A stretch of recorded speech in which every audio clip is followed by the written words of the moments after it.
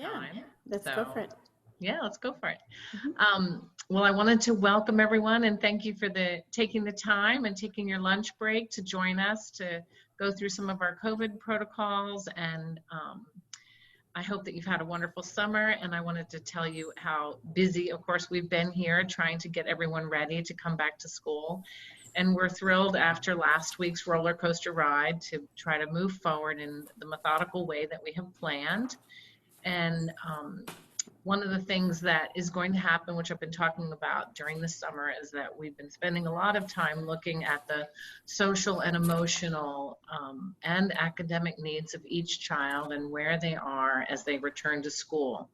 And something that's going to be important to us and also to the children is that everyone know that we're going to be spending some time transitioning the children and helping them understand what the grace and courtesy needs are going to be around social distancing, around wearing masks, around how we're going to conduct ourselves inside of spaces. And that's going to be really important for everyone's safety. So one of the things that you can be doing at home to get ready for that is, of course, just help your child start to practice wearing their mask and making sure that you're practicing the social distances and talking to your children about that as you are moving about in the world, if you are moving about in the world, so that they get a feeling that this is happening everywhere, not just when they go to school. And that would be a really a good help for them to begin to adjust and say, this is how we're going to prepare. And the other part about trying to be outside as much as we can is we want you to know that so that you're not feeling anxious about where they are in terms of their progress, because in order to be able to move forward in any way, we need to have everyone begin to feel settled in a social and emotional way first. And so that will happen in the beginning of the year. And then we'll move into a much more academic kind of moving towards our regular 3-hour work periods as we begin to normalize. And we're expecting, all of us as guides and people who know young children, that this is going to take a little longer this year. And so we're asking for you to have some faith and to enjoy the things that they're exploring outside and encourage them as they go through these changes that we're all going through. The other piece that I wanted to talk a little bit about today is around the new COVID wellness form that we have a new COVID wellness form. I talked a little bit about it yesterday in the email. And what's going to happen next is that Amy Delia will be sending you an email that's assigned to each child. And of course, this will help us in case we have to slide back. We're going to move to Google Classroom, and you will receive your child's password and be able to access that. And in the Google Classroom is where you're going to have your COVID wellness form. And our goal is to have the parents begin to start to fill out that form about 10 days before we return to school. And that would be starting on Saturday, the 22nd.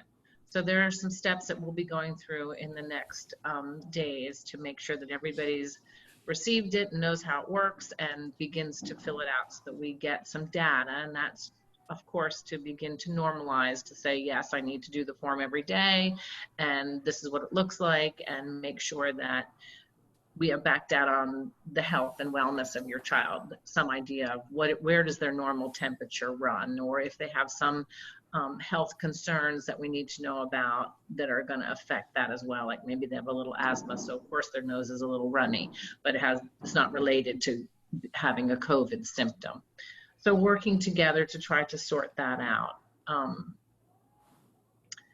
We are going to talk a little bit today of going through a checklist on everything to do with COVID. And one of the things that is going to happen is that we're going to break into these smaller classrooms. And so, of course, everyone's not going to be able to stay with their particular teacher. I've done the very best job I can to look at the social and the emotional and academic needs of the children and the teachers. And on Wednesday, you'll receive your welcome letter from your class teacher. And I also am trying to get around to calling as many of you as I can and and talk to you a little bit about my thinking on that so that you can help your child be prepared as well. And I'm here, and you can call me if you have questions. So I wanted Natasha to add if she had anything to add about the COVID wellness form that is going to be, of course, a new form that is not in the school docs. It's a separate document. We're running it through Google Form because Google, they have an extension that allows us to be protected with HIPAA, so your child's data is protected.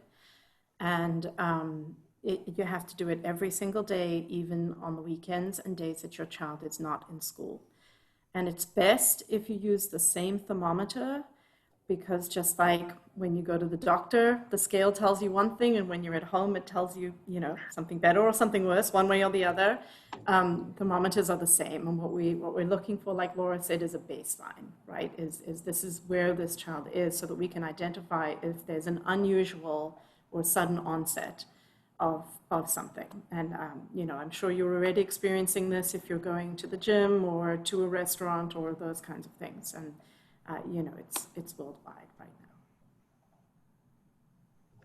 now. So in the webinar today, we're going to talk a little bit, that was my introduction. We're going to hear a little bit from Kelly Bell today, who is our primary lead guide this summer, and she's been living in the classroom with her students with Heather Pelkey, our school CNA, and working through all the varieties of protocols. And Kelly is going to share from her perspective what goes on in the classroom so that you can hear from a classroom guide about how that works out. And then Nurse Jessica is also here, and she'll be sharing as well. And then we'll take some questions. And of course, in the end, whatever questions we can't answer, we'll gather up into a Q&A and try to put them back out either in the Butler Bulletin or in next week's communication. So now we're going to hear from Kelly. Ready for me? All right. Thank you, Laura.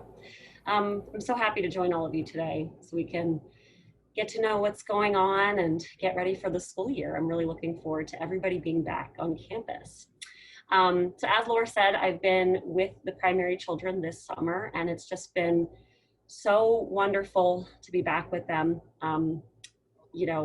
Even with all of our mask wearing and distancing, it's a really, it's a treasure, I'm gonna say, to be back with them and to be learning this together.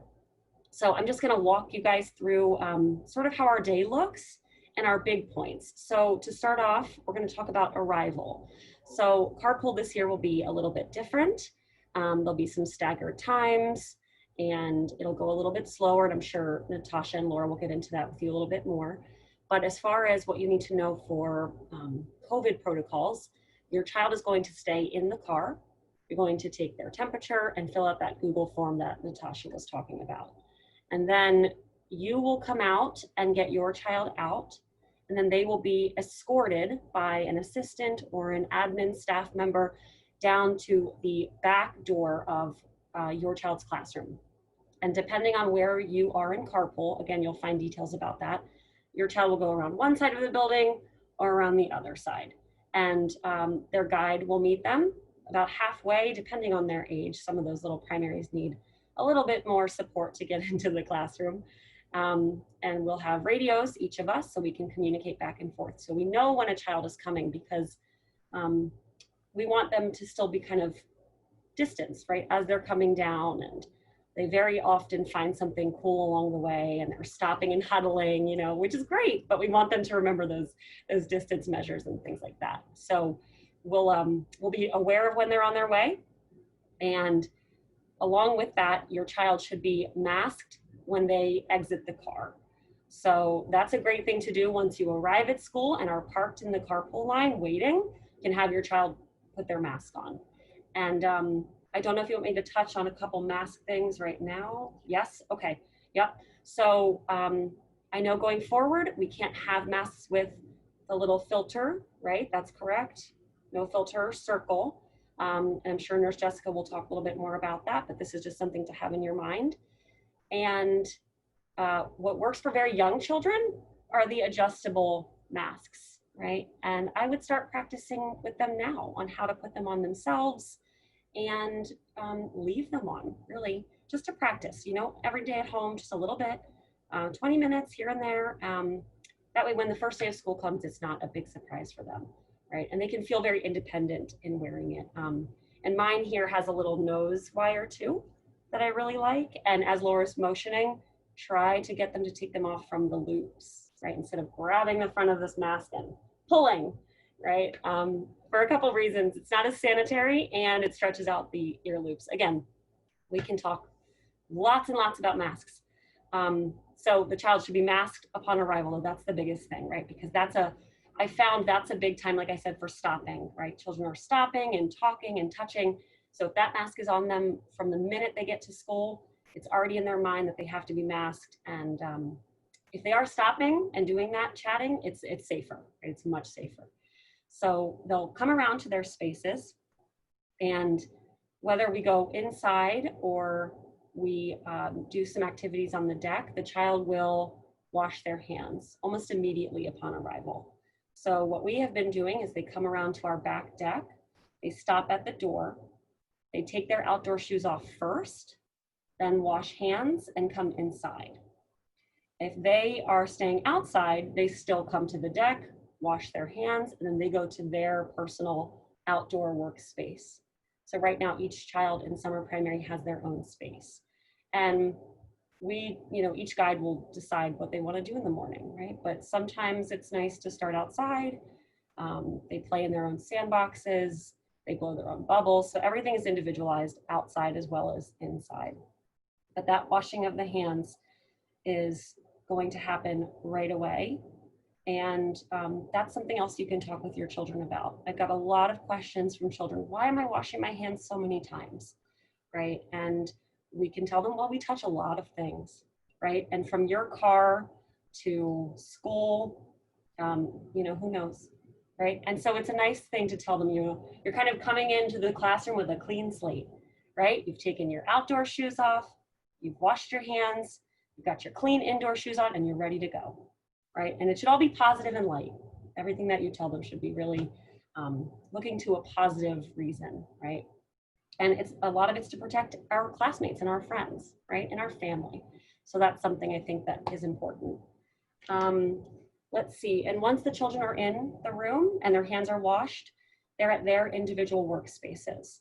And each of those spaces have been set up and designed with that particular child in mind. So they all have their own Montessori materials that they are using throughout the day, and they can freely take them off the shelf, use them at their own individual work table, put them back on their shelf.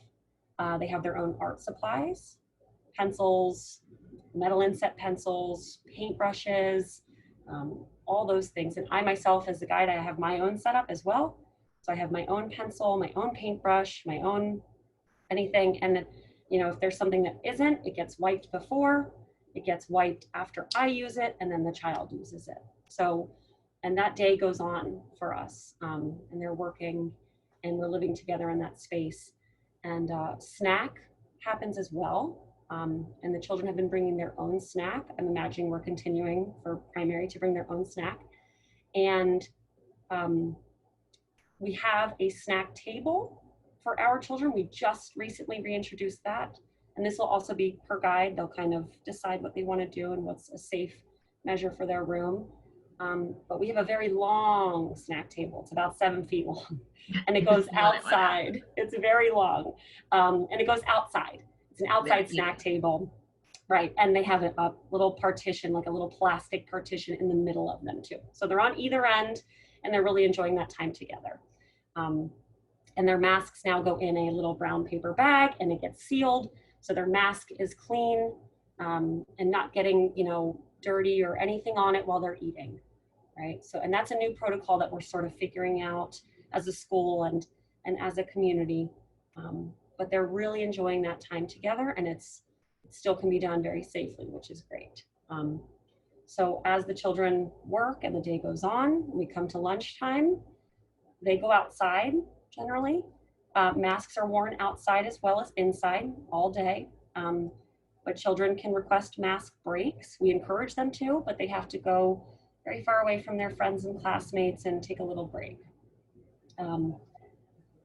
And then before lunchtime, we clean every table and every chair. And then we go around the room and do a quick disinfectant spray of the materials, just as a midday break to kind of clean things in between uses. Although that material will stay on a child's shelf, probably for 3 to 4 days, maybe the whole week, depending on the child, it's good to spray in between that day, because sometimes they have little visitors in their spaces, and it happens. So we go through and we spray, and then the children come back in and have lunch, and they're having lunch currently at their own spaces, their own table. And communication is encouraged between classmates during that time, but they're at their own spaces. Masks are off, obviously they're eating, but they go back in a brown paper bag. And children are again washing before and after, right? Because the idea is that you want their hands to be clean before they're touching their mask. So that's something else that you can practice at home, right? That's something that is, I think, overlooked. And so we've been really trying to remind them, because it's a new routine and a new rhythm for them. We've been saying, okay, your lunch is finished, go wash first, come back and put your mask on, and then finish all of your cleaning procedures, right? So lunch goes on, the day goes on, and then we get ready for dismissal, and it's basically the same thing. Nothing comes home until Friday, and that's just to minimize traffic back and forth with belongings. They wash, we go to the car, we say our goodbyes, and then again for afternoon carpool, you will get out and receive your child and put them into the car. So I think those are all of my notes. But outside time, we're doing a lot of it. Just like Laura said, it's a big work to get the children back into their spaces and being a community again, living together again in the space. So we're taking advantage of that and really working towards independence and living together again in a safe way. So Laura, Natasha, did I leave anything out? Did you talk about the bathroom? Oh, the bathroom, yes, and high touch areas, right? That's Yes. a huge thing, right? Yes. So throughout the day, not only are the tables being cleaned, the chairs, we clean the floor pretty frequently as well with primaries, just because they are sort of in and out sometimes without thinking about their shoes. So we're spraying the floor down pretty frequently throughout the day and cleaning it. Sometimes even all around where they're sitting too, on the floor with their rugs. But the bathroom gets cleaned after every child. Sink, toilet, countertop, light switch, floor, doorknob, all of that happens after every single child. Same thing with the sink. So the sink, we've got several sinks in our room. So anytime a child is using a sink and a bottle of soap, that gets wiped down as well. And the children have learned pretty quickly that they have to wait for an object to be sanitized. And now they're even asking, Miss Bell, has the sink been sanitized yet? And I'll say, no, it has not yet, but I will sanitize it for you and you can use it. So that's happening a lot during the day, which is really great. That makes me feel really good, I think. And it also sets some of the children at ease that are really aware of what's going on in the world. So, and we're using approved cleaners in spray and wipe form. And at the end of the day, after all the children have left, the cleaning of the classroom begins. And this is a daily task. Myself and the assistant will go to the child's spaces and we will clean everything. A major clean for things that were heavily used during the day, and then a spray or a light wipe for things that were used maybe not so heavily. But every day those things get cleaned, left out to dry, and left on the child's shelf. Or taken off and a new material from storage has been put out. So. Well, thank you, Kelly.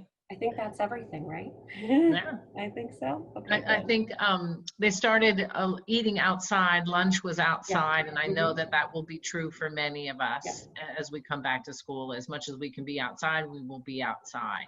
Absolutely. And try to work through that. For those of you who missed it earlier, the plan for the school is that everybody goes in and out of their individual doors. They each have their own, each group has their own assigned bathroom.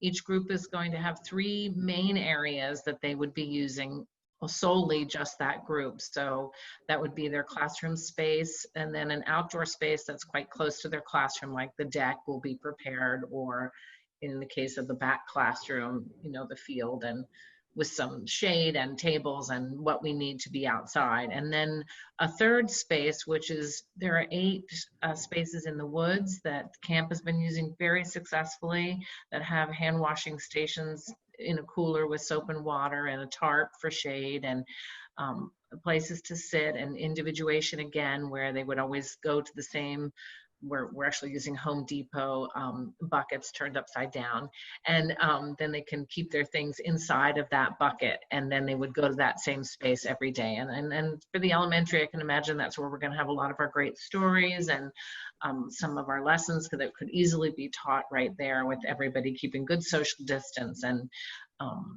still having some work going on. So those are the 3 main areas. And then for play areas, we'll also divide the campus into sectioned off play areas, in which Natasha and I will have a rotation, and everybody will move through them based upon a 1-week rotation in any given area. So that some children might be at the creek on the left side, some people at the creek on the right side, other people in the soccer field, a third group in what we call the woods area or the forts area. So we identified the different areas, and because obviously we will not do any playing together, and we'll just play inside of the little groups. And as Ms. Blumgren very nicely said it yesterday, she was like, well, I could go down to that creek area and probably spend a week and be perfectly happy the whole day.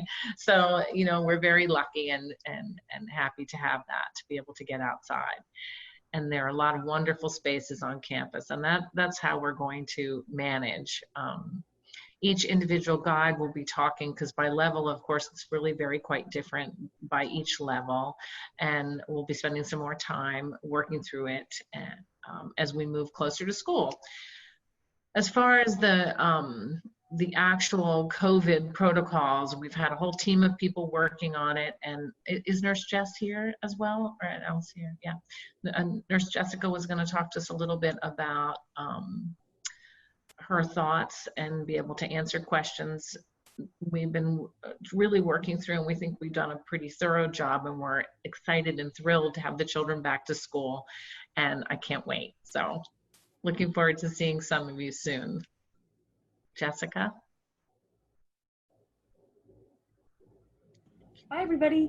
Hi. Thank you, Kelly. Thank you. Bye. All right, thank you. And thank you for all the hard work that you guys have been doing on a daily basis inside the classrooms and inside the school. I think we've done a really thorough job following our CDC and health department guidelines for our policies and our protocols, and we've been working through them, and it's actually pretty amazing to see how the children adjust. I spent some time yesterday standing outside the classroom, observing through the window, and they really do go about their daily routine. They are working in their own work areas and still managing to interact with each other, even though it is distance. It's really beautiful to see. I wanted to quickly touch on the school doc paperwork because there seems to be a lot of questions surrounding this new system that we're using. And briefly, if you log into School Doc with the logon information that's been sent to you, it will guide you through completing all the forms. If you are a new student or a student entering your kindergarten year, or the parent of a student, the Maryland health form needs to be completed. That is a form that the first page is filled out by the parent, the rest of it is filled out by the doctor and then signed. You can download that form in School Doc, send it to your pediatrician. When they've completed it, they give it back to you, you upload it. You can scan it, you can take a photo on your cell phone, and then just put it right back into the upload box in School Doc. That is the only time you'll need to do that document now, as a new student or the kindergarten year. It's much better this way. The immunizations, there are immunizations that are required in the state of Maryland. The majority of those are done by the kindergarten year. So we need them updated as needed through that point. And then again, in 7th grade, there is the meningitis vaccine. So we would need a new update at that point. As you get those updates, you do the same thing. You just upload them right into the School Doc page, and then you're done. Anywhere you're going through School Doc and you see a red dot, that's something that needs to be completed. Wherever there's a green dot, that means that you've done that portion. There are optional things as well. The over-the-counter form for medications that we supply, such as Advil, Benadryl, as needed, Tums, that sort of thing. You can check yes or no for those medications, and then it will make a form for you. You print that, bring it to your doctor. Once they've signed it, you upload it back into the system. You can choose whether you want your child to have sunscreen or bug spray applied at school. You select accept or decline. If you accept, you're responsible for sending those things in, and then the staff at school will help apply them. There's no signature required from a doctor for either of those. So sunblock and bug spray is best put in a small Ziploc bag. Yes, and we'll labeled. stick with only label the sunblock and the bug spray and label the bag. Mm-hmm. And we're going to try to stick with the only exchanging on Friday if we have needs, right? So keep Yes. everything, keep it to a minimum what goes back and forth between school and home. Yes, when stashes run low, you'll get a notification that you'll need to send more in. If you have any questions about any forms or what's required, you can feel free to reach out to me directly, Nurse Jessica at butlerschool.org. Email me, it pops up on my phone. I respond fairly quickly. So if by chance you do not get a response within a day or so, please email me again. It's possible that it got lost along the way. But I'm happy to answer any questions that you guys have and talk you through them. We do need everything complete before your child comes back to school. So the third, I wanted to say there was an error in yesterday's email, I'm sorry, and we're sending an update, but it was the 31st. For the things in School Docs, those are due on the 31st. For the starting of the COVID wellness form, we're trying to start that by the 22nd. Two separate pieces. Okay. And these forms are required for all students, whether they're learning from home or learning in school this year. Because they're enrolled in school, it's important that we do have those records. Part of it is because it's a regulation, and part is because if there's something that's affecting your child medically, we'd like to know so that we can help support them through their learning, if that would play any role in their learning process.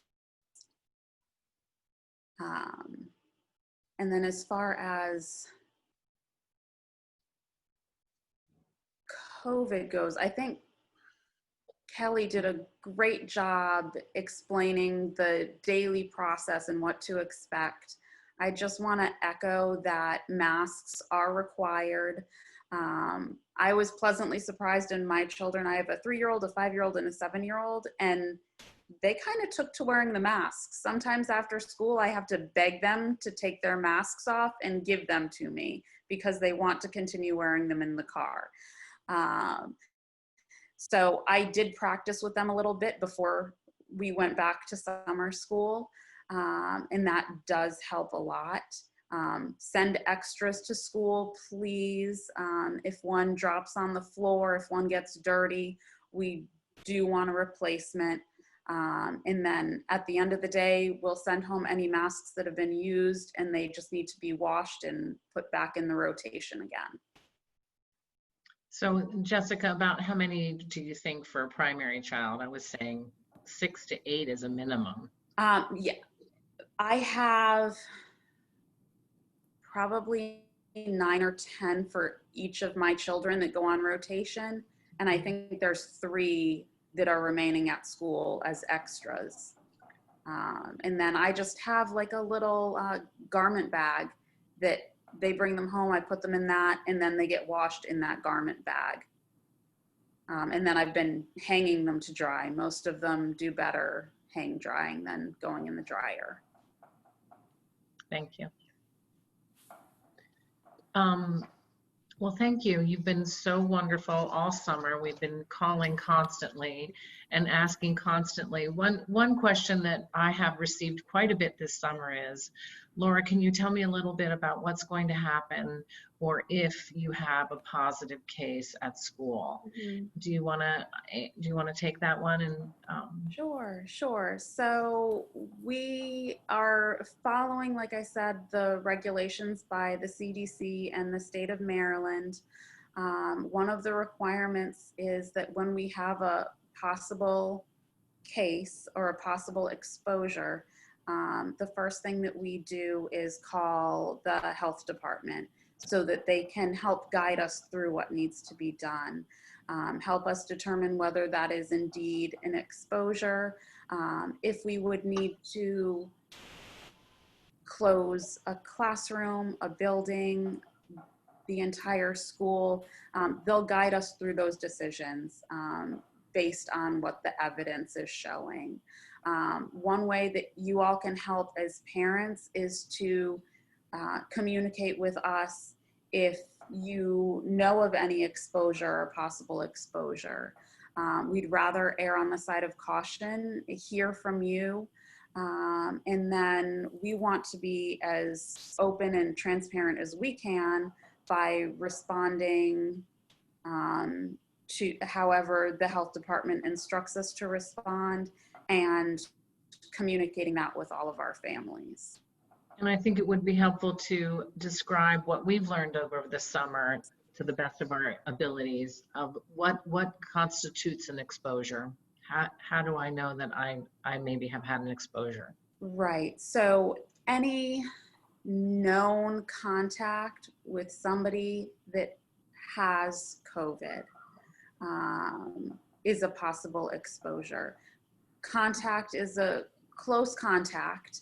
It's not necessarily, somebody that you happen to see several yards away on your walk through the neighborhood, and then you hear, oh, my neighbor had COVID. That wouldn't be an exposure. But if you're within 6 feet of somebody, it's reasonable to report that.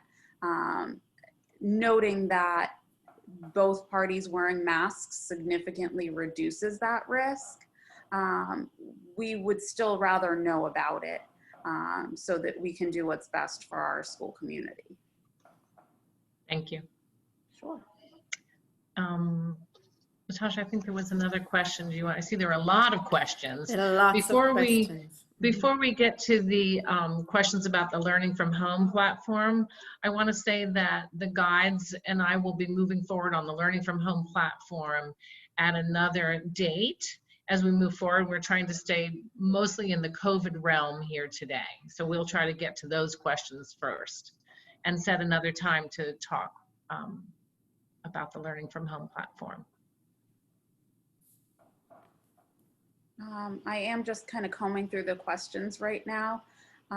As far as masks go, disposable masks are okay, like surgical ear loop masks, as long as they're child size or appropriately fitting. We recommend either those disposable masks or The cotton, like triple layer masks with the ear loops.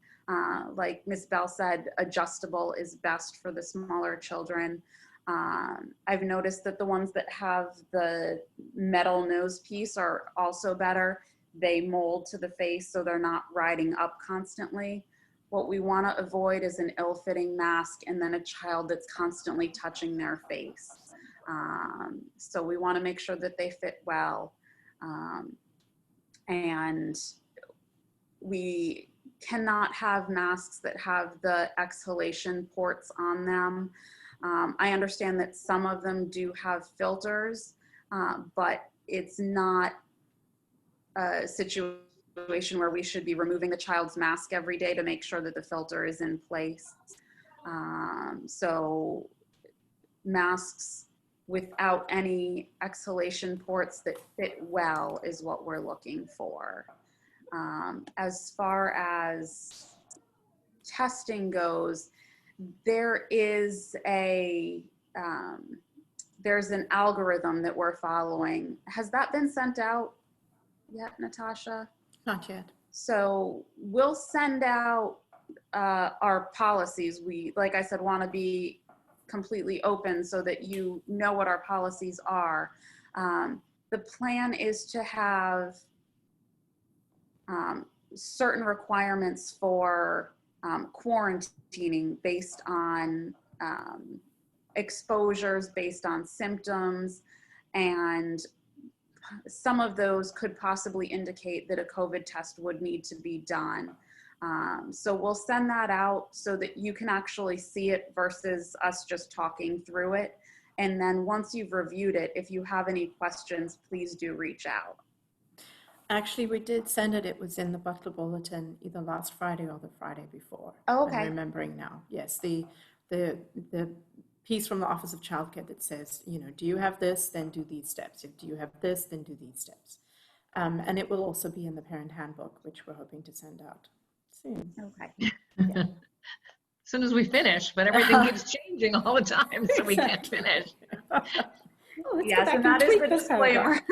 Everything Yes. that we're saying here, the Yes. Department of Health, the CDC, as guidelines change, we will update ours and we'll communicate that as well. Yeah, yeah. And also even over the summer, we've had things that have changed and we've updated. Like at the beginning of the summer, mask wearing was not mandatory. And, you know, we were wearing masks because we felt like we needed to start teaching the students, and also because Nurse Jess could see it coming. And so then by the time it was mandatory, the students were already comfortable, the staff were already wearing them. You know, so those are the kinds of things that are being updated all the time. And we're paying very close attention to any new documentation that comes out. And then, you know, tweaking things. So definitely over the year, please be patient with us because things will change as we see those updates, right? Already, I know we have to make changes to the daily wellness form. We haven't even sent that to you yet. Do you want to look through some of the questions, Natasha? Yes, I will Pick look a at some few. of the questions, yes. Let's see. Do you have recommendations on appropriate sized masks for the 3 to 4 year olds? Jess, where did you say that you got yours from? I got my masks at Gap. They have the triple layer, they have the nose piece, and then the ear loops. The ear loops themselves aren't adjustable, but you can tie knots in them to make them tighter. And actually what Kelly and Heather did in the classroom was that they put little beads on them and then tied the knots so that they basically made them adjustable. And I think they work pretty good for all three of my kids, the whole age range, 3 to 7. I actually have some of them in adult sizes, so. Good. Thank you. There's some questions, a couple of questions about backpacks. Basically, we want to limit as much as possible what travels between home and school. So if you can bring everything that your child needs on the first day of school, you know, their indoor shoes, extra sets of clothes in separate Ziploc bags, hats, etc. All of that will be in the parent handbook and in the letters the teachers will send out next week, the welcome letters. And then those will stay here at school in the child's individual space. And then they can access in a container, exactly. So they can then access it when they need it, rather than having the backpack going back and forth to home. So there will be no backpacks. You'll just bring your stuff in a plastic bag on the first day, and the guides will help the children orient themselves and put their things where they can find them. And then, the only thing coming to school every day is the lunch and snack in 2 separate disposable bags. So we are not able to send any leftovers home. In the past we'd like to do that, to send things home so you have an idea of what your child is eating during the day. But you don't want those things coming back into the home, and we want to limit what comes into the room every day. And it's the highest sanitation that we can do if we just use the brown paper bags and the things that could go right into it. It's not the most environmentally friendly at this point, but we have to pick our battles. That's going to affect snack as well. So snack will be like that for both the primary and the elementary, where you're packing enough food so that they can take a snack if they need it, or they can take lunch if they need it. And then also a water bottle. That water bottle would go back and forth. Are they sending those back and forth? No, it stays at school. It stays at school, and it's sanitized in the dishwasher here. Yeah. There's a question, what will you do as weather gets colder for outside hand washing? We've actually installed outdoor hand washing stations, and they have hot water running to them. So, they'll be okay.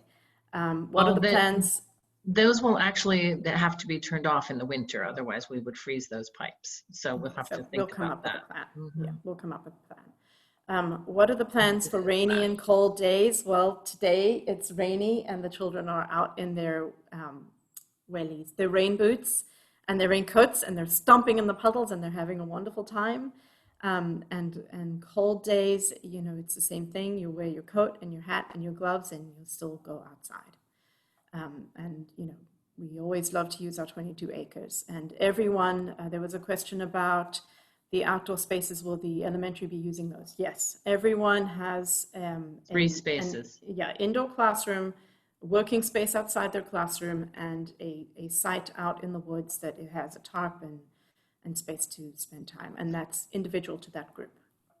So our thinking is to spend as much time as possible and comfortable for the children that we can outside. But obviously, as we move forward, just as Kelly Bell is doing, the children will have some work time inside and begin to get acclimated to that as well. So if it's 93 degrees and everyone's finished, we would come inside and sit in our spaces and begin to have some work and read aloud, do some crafts, these kinds of things. So, but right now, I think the healthiest place we all know is to be outside and social distancing, so we're aiming to do that to begin with.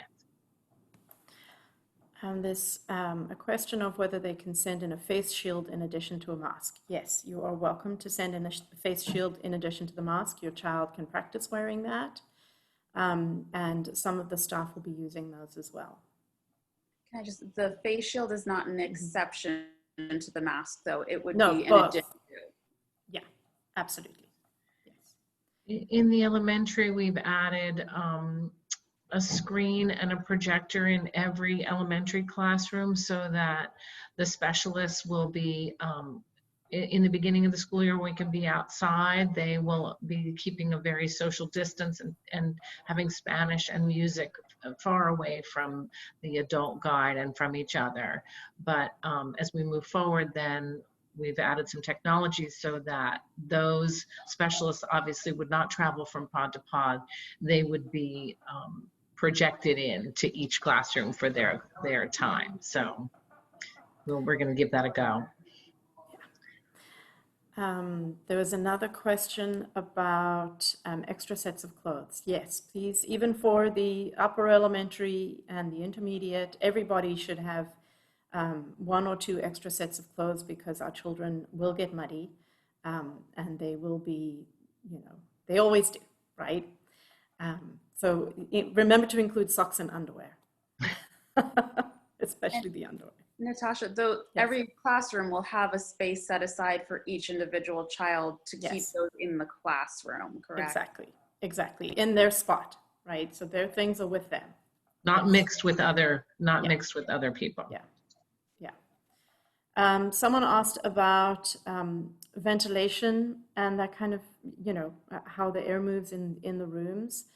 I attended some really fascinating webinars where people talked about it. We all have big windows and they open to the outside. We have the summer primary has been using fans in the windows and oscillating fans to move the air around inside the room in addition, and having the door open. There are specific filters that we're investigating for the winter when that comes along, and trying to make sure that the air does move. And at the end of the day as well, the teachers open everything so that all the air moves out again.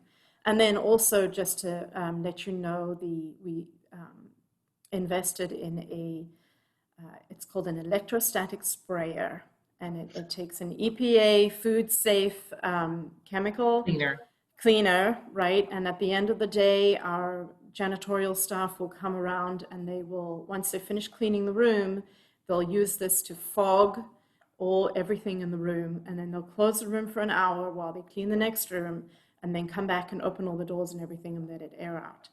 And that is just the one, added precautionary measure, so that every day there's a reset for every room. Someone also asked what cleaners are we using specifically. That one is a Victory sprayer. You're welcome to go and take a look on their website and see the cleaner that they use. We're also using right now hydrogen peroxide. We will also use bleach. The cleaner at the janitorial staff at the end of the diluted, of course, yes. The janitor at the end of the day uses bleach as well. And Simple Green. Yeah, Simple Green, exactly. Yeah. Oh, let me look. Look at the questions have come in. Yeah. Let's see. We have several questions about distance learning. That your guides are going to reach out to you, and we'll schedule a separate time for those people who are doing distance learning to get more details. Let's see.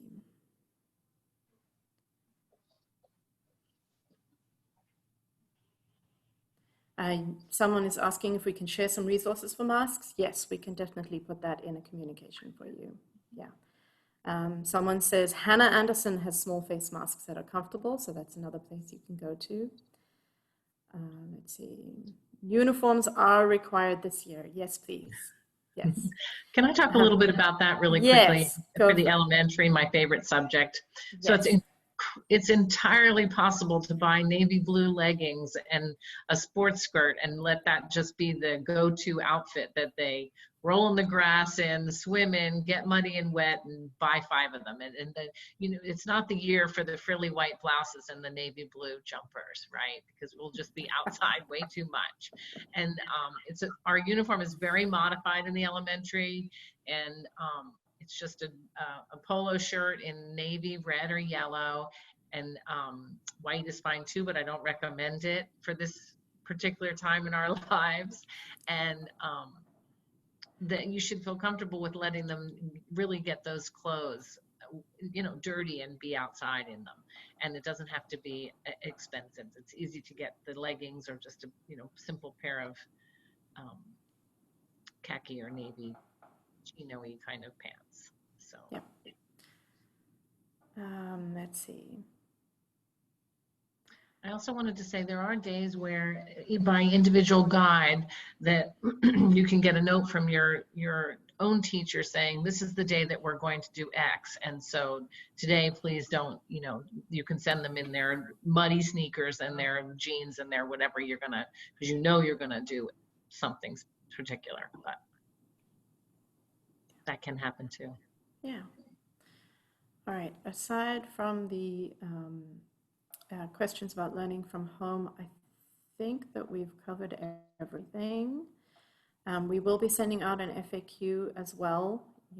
I love those because I can just think of any question that I can possibly imagine. So please feel welcome to email me if your question's not answered, and I'm happy to answer. All right, I think we're good.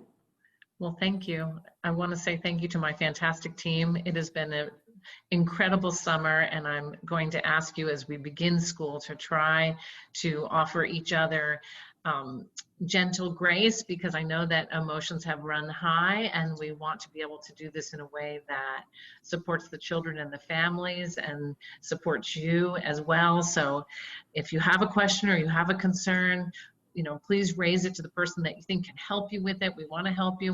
We're really looking forward to having all the children back and trying to get started in some way. And yeah, it's been wonderful to see summer camp out there, and they've been enjoying it. So it can be done. So looking forward to it. Thank you for coming.